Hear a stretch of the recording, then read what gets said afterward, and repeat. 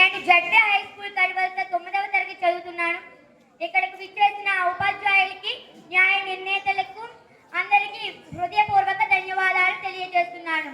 ఇప్పుడు నేను చెప్పబోయే అంశం నేటి సమాజంలో స్వామి వివేకానంద బోధనల ప్రాముఖ్యత. స్వామి వివేకానంద భారతదేశంలోనే గొప్ప ఆధ్యాత్మిక గురువు, జాతీయ చైతన్యానికి మార్గదర్శి. ఆయన అసలు పేరు నరేంద్రనాథ్ దత్త. ఆయన జనవరి 12, 1863న కోల్కతాలో జన్మించారు. తండ్రి విశ్వనాథ దత్త న్యాయవాది కాగా, తల్లి భువనేశ్వరి దేవి భక్తిశీలి సద్గుణ సంపన్నురాలు. నరేంద్రనాథ్ బాల్యం నుంచే అత్యంత చురుకైన, ధైర్య సాహసాల గల వ్యక్తి. సత్యం, ధర్మం పట్ల ఆసక్తి చూపేవారు. చిన్ననాటి నుంచే ధ్యానం, యోగం పట్ల ఆకర్షణ కలిగి ఉండేవారు. తల్లి నుంచి భక్తి భావనను, తండ్రి నుంచి తర్కబద్ధమైన ఆలోచనలను అలవర్చుకున్నారు. విద్యాభ్యాసం విషయానికి వస్తే నరేంద్రనాథ్ ప్రాథమిక విద్యను కోల్కతాలోనే పూర్తి చేశారు. అనంతరం ప్రెసిడెన్సీ కాలేజీ తరువాత జనరల్ అసెంబ్లీ ఇన్స్టిట్యూషన్ లో ఉన్నత విద్యను అభ్యసించారు. విద్యార్థిగా ఆయన అత్యంత ప్రతిభావంతుడు.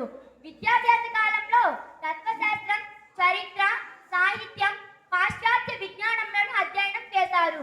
అలాగే వేదాలు, ఉపనిషత్తులు, భగవద్గీత వంటి భారతీయ గ్రంథాలతో పాటు పాశ్చాత్య తత్వవేత్తల రచనలను కూడా లోతుగా చదివారు. దేవుడు ఉన్నాడా అనే ప్రశ్నతో సత్యాన్వేషణ ప్రారంభించారు. ఈ అన్వేషణే ఆయనను శ్రీ రామకృష్ణ పరమహంస వద్దకు తీసుకువెళ్లి ఆధ్యాత్మిక జీవితానికి బాట వేసింది. బాల్యంలో పొందిన సంస్కారాలు, విద్యాభ్యాసంలో పొందిన జ్ఞానం కలిసి నరేంద్రనాథ్ దత్తును ప్రపంచ ప్రసిద్ధుడైన స్వామి వివేకానందగా తీర్చిదిద్దాయి. స్వామి వివేకానంద జీవితంలో జరిగిన అనేక సంఘటనలు, అనుభవాలు, సాధనలు కలిసి ఆయనను ఆ స్థాయికి చేర్చాయి. నరేంద్రనాథ్ దత్త చిన్ననాటి నుంచే దేవుడు ఉన్నాడా అనే ప్రశ్నతో ఆలోచించేవారు. మూఢనమ్మకాలను అంగీకరించకుండా తర్కంతో సత్యాన్ని తెలుసుకోవాలని తపన పడ్డారు. తల్లి భువనేశ్వరి దేవి భక్తి, తండ్రి విశ్వనాథ దత్త తర్కశీలత, ఈ రెండు గుణాలు ఆయనలో సమన్వయమై ఆధ్యాత్మికతకు బలమైన పునాది వేశాయి. భారతీయ గ్రంథాలు అంటే వేదాలు, ఉపనిషత్తులు, గీతతో పాటు పాశ్చాత్య తత్వశాస్త్రాన్ని కూడా అధ్యయనం చేయడం వల్ల ఆయనకు విశాల దృష్టి ఏర్పడింది. శ్రీ రామకృష్ణ పరమహంసతో సన్నిహిత సంబంధం ఆయన జీవితాన్ని పూర్తిగా మలుపు తిప్పింది. గురువు ద్వారా ప్రత్యక్ష ఆధ్యాత్మిక అనుభూతిని పొందారు. కుటుంబ జీవితం, భౌతిక సుఖాలను వదిలి సన్యాసం స్వీకరించడం ద్వారా పూర్తిగా ఆధ్యాత్మిక జీవితానికి అంకితం అయ్యారు. దేశమంతా పర్యటించి పేదరికం, దుఃఖం, అజ్ఞానాన్ని చూశారు. ఇది ఆయన ఆధ్యాత్మికతకు సామాజిక సేవను జోడించింది. ఆధ్యాత్మికతను కేవలం ధ్యానానికే పరిమితం చేయకుండా మానవ సేవతో మిళితం చేశారు. స్వామి వివేకానంద గొప్ప ఆధ్యాత్మికవేత్తగా ఎదగడం వెనుక సత్యాన్వేషణ, గురుభక్తి, త్యాగం, సేవాభావం, విస్తృత జ్ఞానం ఉన్నాయి. ఆయన జీవితం మనకు ఆధ్యాత్మికత అంటే ప్రపంచాన్ని వదిలేయడం కాదు, ప్రపంచాన్ని మెరుగుపరచడం అనే సత్యాన్ని బోధిస్తుంది.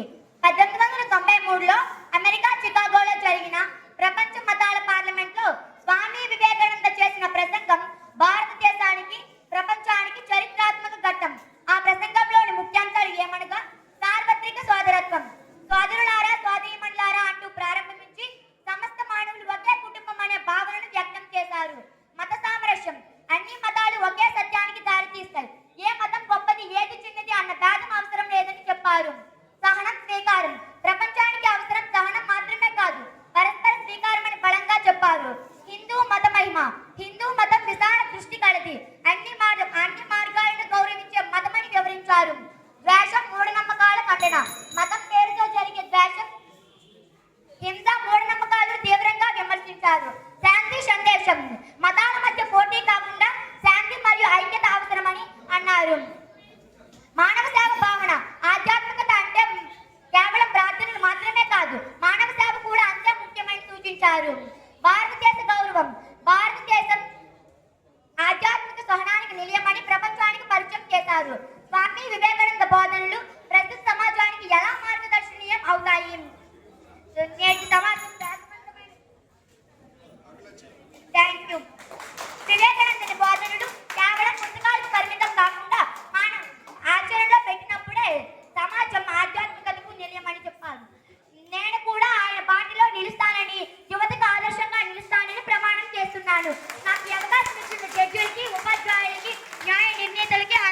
ధన్యవాదాలు.